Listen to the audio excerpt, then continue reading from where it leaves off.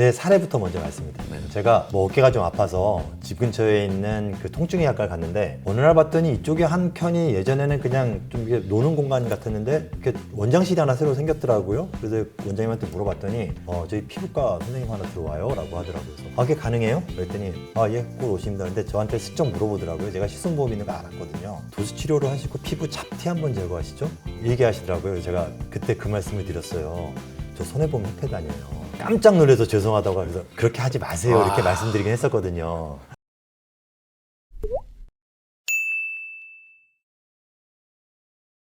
머니올라 스페셜 2부입니다. 1부에서 봤듯이 증거는 촘촘해졌는데 보험 사기는 계속되고 있습니다. 2부는 실손보험, 의료보험, 그리고 전문가가 개입한 보험 사기에 대해서 알아보도록 하겠습니다. 오늘 첫 번째 사례는 공짜 수술, 보험금이 되는 치료를 해줄게 이런 얘기가 나오는데 환자도 공범이 될 수 있는 사건입니다. 영상 먼저 보시고 말씀 나누겠습니다. 성형과 미용 시술을 위해 보험 사기를 벌인 외과 전문의와 알선책 환자가 무더기로 적발됐습니다. 종양수를 부풀리는 등 허위 진료 기록으로 보험회사에서 타는 실손보험금이 10억 원에 달했습니다. 이준석 기자가 보도합니다. 부산의 한 외과병원을 압수수색하고 있는 수사관들. 진료 기록 등을 살펴보며 병원 원장으로부터 사실관계를 확인하고 있습니다. 이 병원은 여성 환자들에게 거짓으로 실손보험금을 타개한 뒤 그 돈으로 성형이나 미용 시술을 해준 혐의를 받고 있습니다. 딱 검사해가지고 없는 것도 만들어 보상받기 전에 혹 놓으면 실비에서 다 되고 나머지는 보상받기로 밖에 보험 드는 사람들 만약 안 되면 면도를 준다. 경찰 조사 결과 40대 원장은 한 환자의 유방에서 종양 4개가 발견됐지만 7개가 나온 것처럼 진료 기록을 부풀렸습니다. 또 종양이 없는 가슴 확대, 축소 시술 환자에겐 여기서 나온 조직을 유방 종양 시술에서 나온 것처럼 꾸몄습니다. 환자들이 허위 기록으로 실손 보험금을 받으면 병원은 미용, 성형 시술을 해주고 부당 이득을 챙겼다는 게 경찰 설명입니다. 경찰은 이 병원이 2년 동안 보험사 14곳으로부터 부당하게 챙긴 보험금이 10억 원에 이른다고 밝혔습니다. 이번에 적발된 환자 가운데는 3,800만 원을 부당 수령한 환자도 있었습니다. 유방 축소 수술을 하는데 난 뭐 이마 거상을 좀 하고 싶다든지 다른 걸 좀 하고 싶다 이러면은 작업이 들어가는 거죠. 경찰은 병원 원장과 알선책 2명을 구속하고 환자 115명도 불구속 입건했습니다. 경찰은 다른 병원에서도 이러한 수법으로 보험금을 가로채려는 시도가 있는 것으로 보고 수사를 확대한다는 방침입니다. KBS 뉴스 이준석입니다.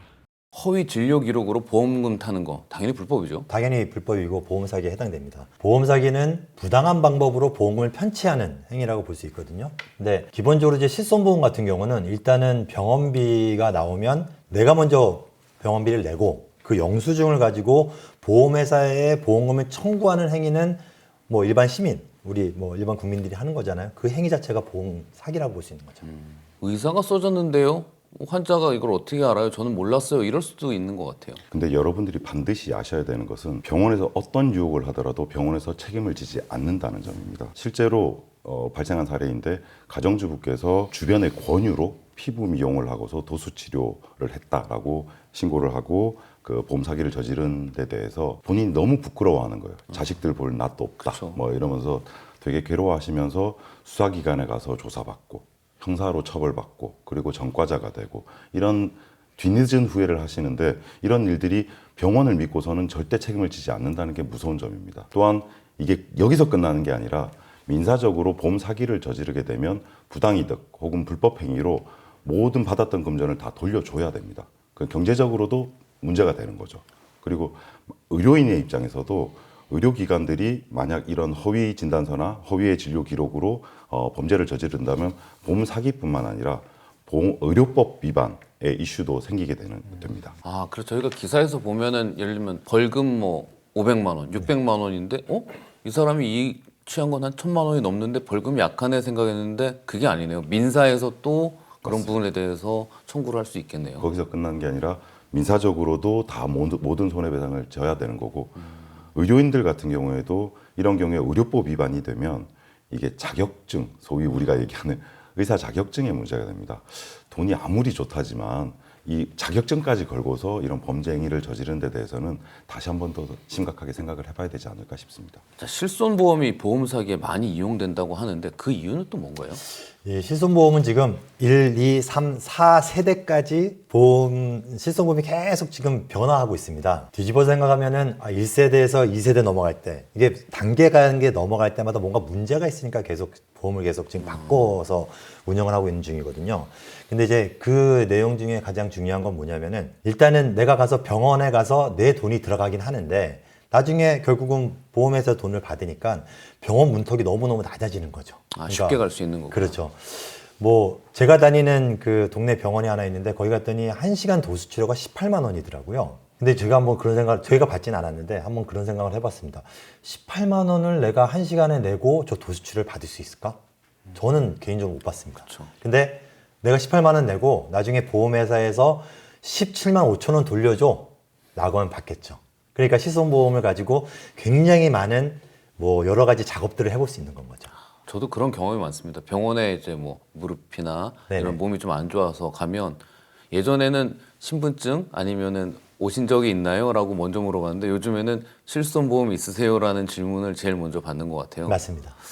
역시 실손보험에 4세대까지 오면서 본인 부담금이 점점 늘어나는 추세가 되는 것 같아요. 네, 오히려 맞습니다. 아까 초반에 말씀하신 것처럼 보험 사기나 이런 폐해가 심해지다 보니까 보험 가입자들한테는 피해가 발생하는 네. 이런 문제가 되네요. 제가 예전에 취재했던 것 중에 임플란트에서도 이런 부분이 많이 발생하더라고요. 임플란트를 할 때 이게 수술이냐 아니냐를 구별하는 그 기준점이 치조골 이식을 하면 수술이고 안 하면 그냥 치료인데 이 치조골 이식해서 수술이 되면 보험 청구가 가능하니까 치조골 이식 안 하고도 한 걸로 이렇게 하는 경우가 있더라고요. 근데 의사가 넣는지 안 넣는지 몰랐다 이렇게 말할 수도 있는 거 아니겠습니까? 지금 말씀하신 그 사례는 그 임플란트 시술을 받으면서 치조골 이식을 10번 받았다.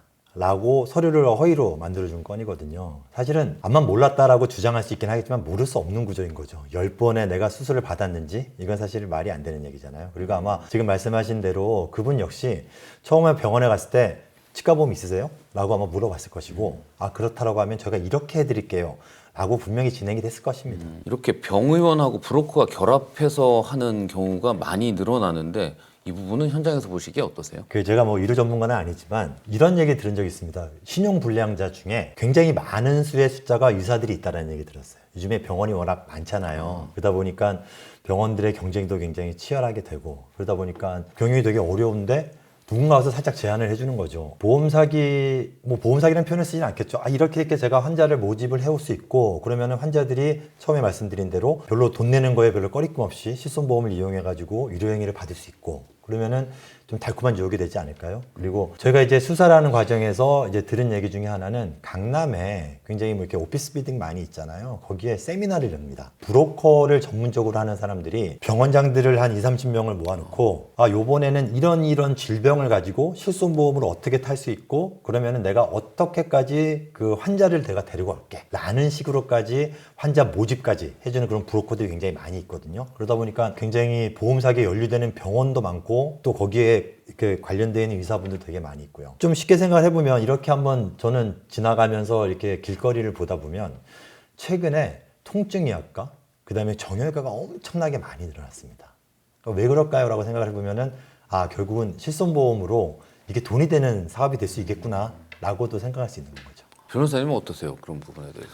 대표적으로 요즘 문제가 되는 게 진료비 쪼개기라는 게 있습니다. 그건 뭐예요? 그러니까 원래는 이제 보험 같은 경우에는 일당 입원료가 정해져 있고 기간에 따라서 이렇게 지원되는 보험금이 정해져 있는데 특정일 하루에 모든 진료를 받고서 그걸 날짜를 쪼개는 겁니다. 그것 또한 보험 사기에 해당하게 됩니다. 그리고 또 대표적으로 예전부터 많이 있었던 허위 입원 통화, 그러니까 소위 나이롱 환자라고 하죠. 네.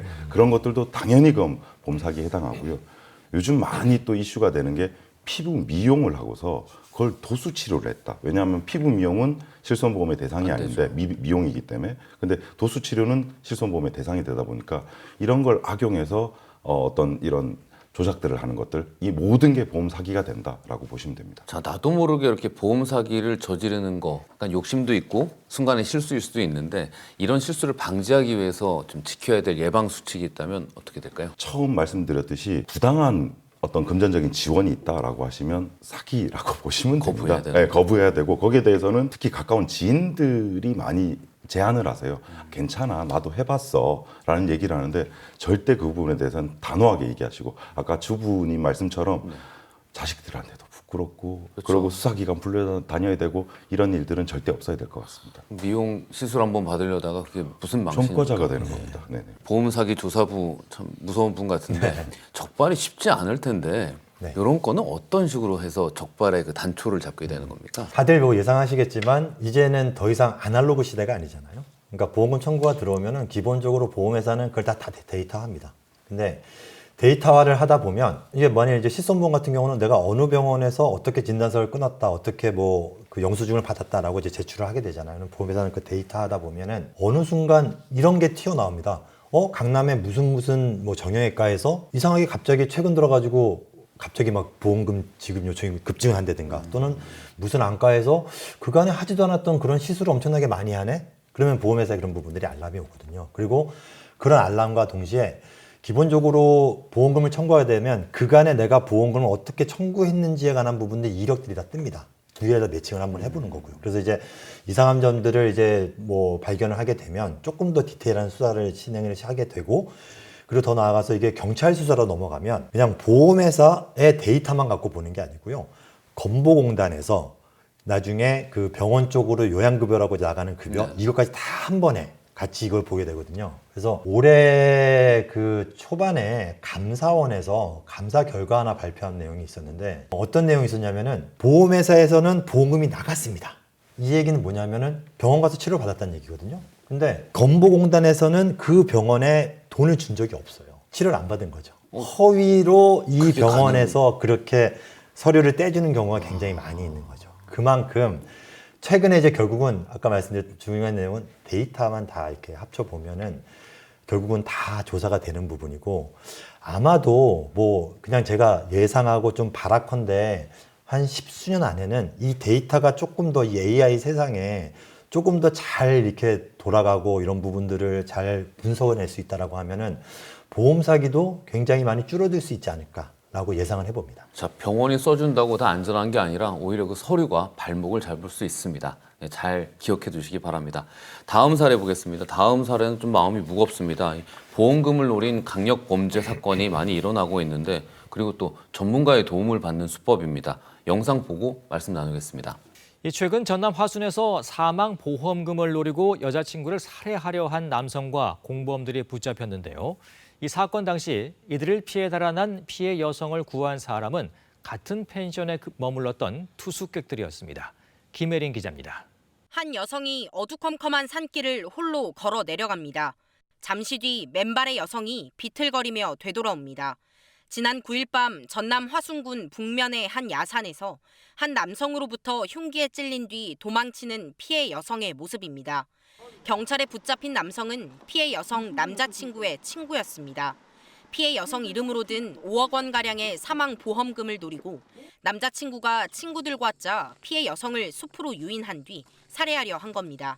경찰은 피해 여성의 남자친구와 공범 2명 등 3명을 살인미수 혐의로 구속했습니다. KBS 뉴스 김혜린입니다.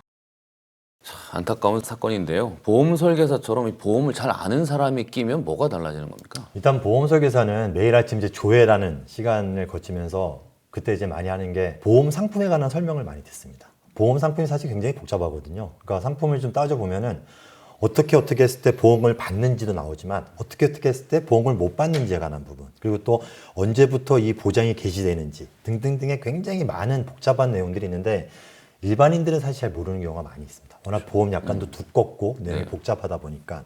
근데 이걸 너무너무 잘하는 사람이 보험 사기를 설계를 한다라고 하면은 정말 전문가가 될 수 있는 거죠. 아는 사람이 더 무서운 게 당연하죠. 그렇습니다. 근데 보험 사기는 형법상의 그 사기죄로 처벌이 되는 게 아니라 별도의 법률이 따로 있네요. 네, 맞습니다. 보험 사기 방지 특별법이 별도로 제정되어 있고요. 보험 사기를 저지르게 되면 10년 이하의 징역 그리고 5천만 원 이하의 벌금에 처해지는 일반 형법보다 더 가중된 처벌을 받게 됩니다. 그러면은 뭐 한 가지의 범죄로 2개 처벌받지 않는다니까 사기죄로는 처벌이 안 되고 보험 사기 사기 특별법에 의해서만 처벌이 처벌받게 되겠네요. 근데 최근에 보험 사기 처벌이 좀 강화됐다는 뉴스를 본 적이 있습니다. 네, 맞습니다. 아까 말씀드린 대로 24년에 예비 단계에 있던 알선, 유인, 광고 이런 행위들까지 다 처벌했던 개정이 있었고 올해 7월에는 대법원의 양형위원회라는 게 있습니다. 네네. 이게 뭐냐 하면 판사님들께서 범죄자를 처벌할 때 어느 정도로 처벌할 거냐라는 고민 때문에 어느 정도의 가이드라인을 만들어 놔야겠다라고 해서 양형 기준이라는 걸 만들었는데요. 25년 7월, 그러니까 올해 7월에 그 양형 기준 중에 보험 사기 분야를 아주 강화를 했습니다. 예를 들면 300억 원, 조직적인 범죄 같은 경우에 300억 원이 넘는 보험 사기액이 발생한다면 무기징역까지 공고할 수 있도록 보험 사기가 강화됐습니다. 그리고 보험 사기 관련해서 종사자들, 아까 말씀드린 뭐 설계사분이라든지 아니면 의료 종사자라든지 이런 전문가가 관여를 하게 되면 범죄가 조직화되고 대규모화됩니다. 그 부분에 대해서는 가중인자라고 해서 더 강하게 처벌하는 요인으로 인정을 하고 그리고 그만큼 형량도 더 커지게 되는 겁니다. 이 조직형 병원 케이스에서 환자는 초기에 어떤 유혹을 받게 되는 거죠? 아까 변호사님도 말씀하신 하셨는데 고가의 피부 미용 요새 비싸죠. 비싸죠. 네. 예, 나가면은 뭐 20만 원, 30만 원, 네, 뭐 한 또는 뭐 번에. 100만 원도 네. 넘어가는데 100만 원을 내긴 쉽지 않은데 그걸 도수 치료로 10번에 끊어서 받으면은 그 치료 해주겠다. 굉장히 달콤하거든요. 근데 전 언뜻 이해가 안 가는 부분이 피부과가 따로 있고 네. 물리치료를 받을 수 있는 도수치료를 받는 정형외과가 따로 있는데 이게 네. 어떻게 가능하죠? 제가 제 사례부터 먼저 말씀드릴게요. 네. 제가 뭐 어깨가 좀 아파서 뭐 집 근처에 있는 그 통증의학과를 갔는데 어느 날 봤더니 이쪽에 한 켠이 예전에는 그냥 좀 이게 노는 공간 같았는데 이렇게 원장실이 하나 새로 생겼더라고요. 그래서 원장님한테 물어봤더니 저희 피부과 선생님 하나 들어와요라고 하더라고요. 그래서 그게 가능해요? 그랬더니 잘 몰랐을 때 그래서 예, 곧 오시면 되는데 저한테 슬쩍 물어보더라고요. 제가 실손보험 있는 거 알았거든요. 도수 치료를 하시고 피부 잡티 한번 제거하시죠? 얘기하시더라고요. 그래서 제가 그때 그 말씀을 드렸어요. 저 손해보험협회 다녀요. 큰일 날 뻔하셨네요, 그분. 깜짝 놀라서 죄송하다고 그래서 그렇게 하지 마세요 이렇게 말씀드리긴 했었거든요. 그리고 또 이제 극단적인 사례 또 하나 말씀드리면 실제로 있던 사례인데 치과에서도 도수 치료를 합니다. 사실 치과에서 도수 치료를 할 수 있습니다. 그러니까 턱관절에 문제가 있으면은 실제 예, 그럼 실제로 정형외과가 가능합니다. 아닌 치과에서도 도수 치료를 할 수 있다. 도수 치료사는 물리치료사 자격증 있는 사람이 할 수 있거든요. 그러니까 내가 치과 의사지만 물리치료사를 고용을 해서 도수 치료를 하겠다라고 하면 가능은 합니다. 근데 이제 문제는 실제로 턱관절에 대한 뭐 도수 치료를 해주는 게 아니라 임플란트 할 때 이렇게 넣어드릴게요. 뭐 이렇게 보험 사기 쪽으로 악용을 하는 게 문제인 거죠. 오히려 그런 식의 청구가 들어오면 더 집중해서 보게 되겠네요. 보험회사는 그렇게 아무래도 조금 더 집중하게 볼 수밖에 없죠. 자, 이렇게 우리 가까이에 있는 보험 사기 이런 의심 정황을 알게 되면 어떻게 대처해야 될까요? 일단은 대표 콜센터가 금감원에 있습니다. 1332라고 거기를 전화하시면은 보험 사기 관련돼 가지고 자기가 제보받거나 뭐 또는 알게 된 내용에 관한 부분들을 충분히 신고하실 수 있고요. 그리고 각 보험회사도 보험 SIU 파트라고 그 보험 사기만 전담하는 부서가 따로 있습니다. 거기에다가 신고를 하시면은 조사가 가능합니다. 변호사님, 이거 포상금도 있다고 들었어요. 네, 맞습니다. 보험 사기 적발에 기한 신고자에게는 포상금을 지급하고 있고요. 손해보험협회에서는 적발 금액을 기준으로 해서 최고 20억 원까지 포상금을 지급하고 있습니다. 세네요. 그럼 주변에서 그런 유혹을 하게 되면 눈여겨봤다가 신고하는 게 단호하게 하시고 오히려 신고하시는 게 맞을 것 제가 같습니다. 그 이 신고 제도를 운영을 하다 보니까 네. 되게 많은 사례 중에 하나는 그 병원에서 제가 계속 말씀드린 브로커 일을 같이 하다가 틀어집니다. 사이가 결국은 돈이겠죠.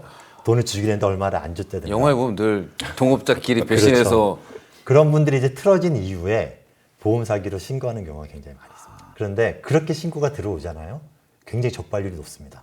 자료를 다 하고 있거든요. 그러니까 사실 오늘의 동지가 내일의 적이 될 수도 있는 거고. 근데 언뜻 생각하면 그렇게 배신하고 신고해서 포상금 받으면 안 되잖아요. 본인도 그동안 취한 수익이 있을 텐데. 그간에 많이 보험 사기 관련된 연루된 부분이 있다라고 하면은 분명히 처벌을 받겠죠. 근데 그러지 않은 분들이 하지 않을까요? 내용을 알기 때문에. 알겠습니다. 하나 마지막으로 여쭤보고 싶은 게 이제 소비자분들, 우리 시청자분들은 그게 궁금하실 것 같아요. 보험 사기가 발생하면 손해 보는 건 보험사 아니야? 근데 왜 우리한테 자꾸 이런 이야기를 하는 거야? 라는 질문이 있을 것 같은데 그 부분에 대해서 좀 설명을 해주시면 좋을 것 같아요. 그러니까 그런 말씀들 많이 하세요. 결국 보험 사기 많이 잡아내면 보험회사 보험 안 주려고 그러는 거 아니야? 뭐 이런 말씀들을 하시는데 좀 뒤집어 생각을 해보면 보험사가 결국 운영하는 건 보험료거든요.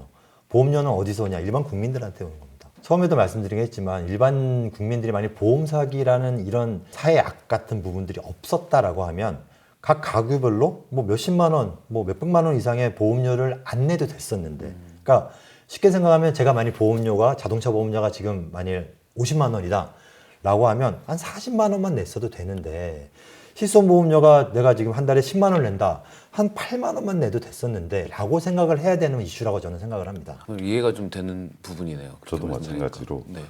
자동차 보험 같은 경우에는 5,700억 원 정도가 보험 사기 금액입니다. 근데 우리가 모든 국민들이, 성인 국민들이 그 자동차 보험은 가입하지 않습니까? 네. 이건 거의 의무 보험이기 때문에 그 경우에 5,700억 원을 안 내도 되는, 그렇기 때문에 일반 국민들, 시민들 같은 경우에는 맨날 나는 사고 안 나는데 왜 이렇게 보험료가 맨날 올라가지? 그러니까요. 근데 물가 상승률 이런 걸 고려하지 않더라도 이렇게 누수되는 5,700억 원이나 되는 돈이 사기로 그냥 지급이 되고 있기 때문에 이런 부분이 다 고스란히 일반 국민들에게 피해가 간다라고 생각하시면 될 것 같습니다. 누군가의 사기로 5,700억 원이 남의 호주머니로 들어가고 있고 그것 때문에 내 호주머니에서는 좀 더 많은 보험료가 나가고 있는 상황.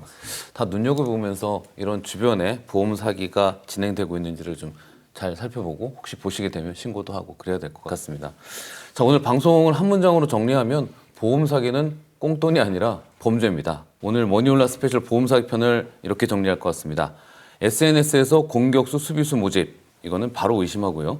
사고가 나면 블랙박스, 현장 증거부터 사실대로 확보하고, 또 병원이 서류를 바꿔주겠다는 순간 환자도 공범이 된다. 그리고 보험 사기는 특별법으로 처벌되고 알선, 권유, 광고도 위험합니다. 의심 사례는 금감원 보험사 신고센터로 제보합시다. 자, 이렇게 정리할 수 있을 것 같습니다. 자, 시청자 여러분, 보험 사기는 간단한 이익이 아니라 범죄입니다. 이 내용 잘 알아두시고 그 사소한 유혹에서, 작은 유혹에서 흔들리지 않는 그런 현명한 보험 소비자가 되시길 부탁드리겠습니다. 오늘 방송 여기서 마치겠습니다. 감사합니다.